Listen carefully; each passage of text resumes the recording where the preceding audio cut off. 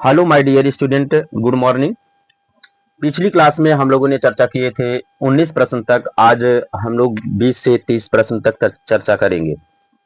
20वां प्रश्न है आपका अनुन्मीलिय। अनुन्मीलिय परागणी पुष्प में परागण के प्रकार का वर्णन कीजिए। अनुन्मीलिय अनुन्मीलिय जो पुष्प होता है वो कभी खिलता ही नहीं है। जब खिलेगा नहीं तो बाहरी परागण आएंगे कैसे? अब जब बाहरी परागण आएंगे नहीं तो पर परागण की संभावना तो बनती नहीं है। तो कौन सा परागण होगा? आपका स्वपरागण होगा। चलिए अगला प्रश्न 21वां है, मांसल फल का नामांकित चित्र बनाइए। तो मांसल फल जो होते हैं हमारे, ये है मांसल फल का नामांकित चित्र है। मांसल फल को हम क्या करते हैं? मुख्यतः 4 भागों में विभाजित करते हैं। एपीकार्प होता है, मेसोकार्प, इंडोकार्प और सीड। सीड मीन्स क्या होता है? बीज। स्त्री केसर का नामांकित चित्र बनाइए। स्त्री केसर का नामांकित चित्र बनाइए। तो स्त्री केसर का यह नामांकित चित्र है। और स्त्री केसर को मुख्यतः कितने भागों में बांटा गया? 3। वर्तिकाग्र, वर्तिका और अंडाशय होती है। अगला, पर परागण से लाभ का संक्षेप में वर्णन कीजिए। पर परागण से लाभ कितने होते हैं? ध्यान दीजिए, कई लाभ होते हैं, जिसमें से आपको ये 2 बताया गया है कि इसमें नई जात की उत्पत्ति होती है। पर परागण से लाभ में क्या बताया गया आपको? कि इसमें नई जात की उत्पत्ति होती है। और दूसरा जो है इसमें उपज, उपज माने पैदावार जिसे कहते हैं, उपज निम्नतम औसत से क्या होती है? अधिक पाई जाती है। 24वां प्रश्न है आपका कि परागण में जंतुओं की भूमिका का वर्णन कीजिए।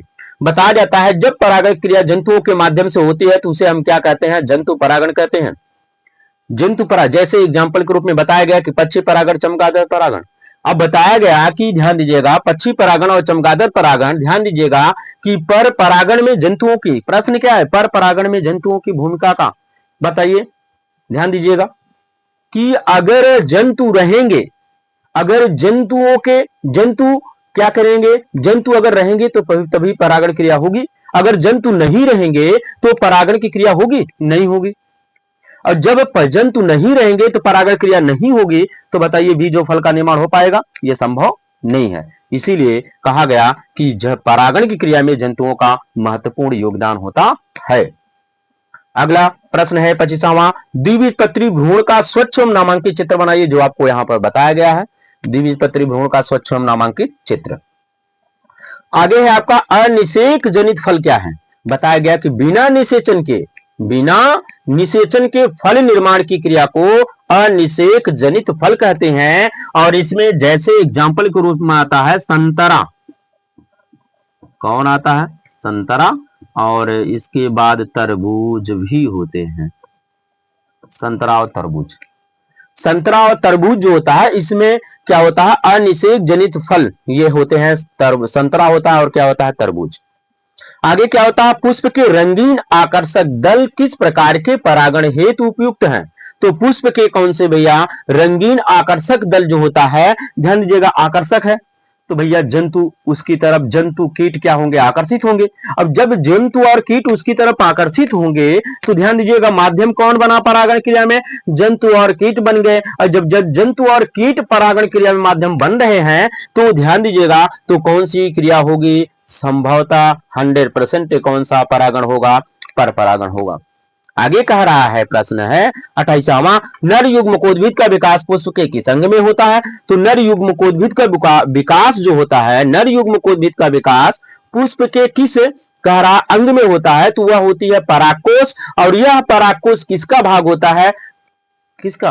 पुंकेसर का भाग होता है, जिसे हम क्या कहते हैं? नर जनन अंग। आगे क्या होता है? द्विनिषेचन प्रक्रिया का सर्वप्रथम पता कौन लगाया था? तो द्विनिषेचन की क्रिया का पता सर्वप्रथम कौन लगाया था? एसजी नवासीन ने लगाया था। कौन लगाया था?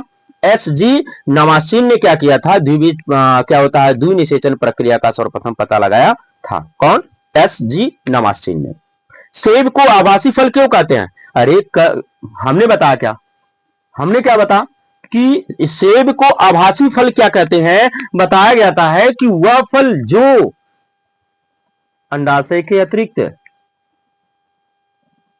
वह फल जो अंडाशय के अतिरिक्त पुष्प के अन्य भागों से, पुष्प के अन्य भागों से बनता है, उसे हम क्या कहते हैं? आभासी फल कहते हैं। वह फल जो बताया गया कि पुष्प के अंडाशय के अतिरिक्त, पुष्प के अंडाशय के अतिरिक्त पुष्प के अन्य भागों से अगर हो रहा है तो उसे हम क्या कहते हैं? आभासी फल कहते हैं। और इस सेब का निर्माण किससे होता है? पुष्पासन से होता है।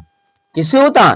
सेब का निर्माण किससे होता है? यहां पर बताया गया पुष्पासन से होता है। किससे होता है? पुष्पासन से होता है, और इसीलिए सेब को हम क्या कहते हैं? आभासी फल कहते हैं। पुष्प का कौन सा, और एक प्रश्न इसमें जुड़ा हुआ, पुष्प का कौन सा भाग फल की रचना करता है? तो पुष्प का कौन सा भाग? अंडाशय।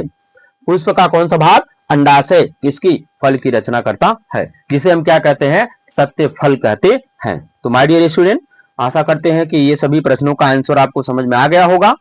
तो आगे और भी प्रश्न हम आपके लिए लेकर आएंगे अगली क्लास में।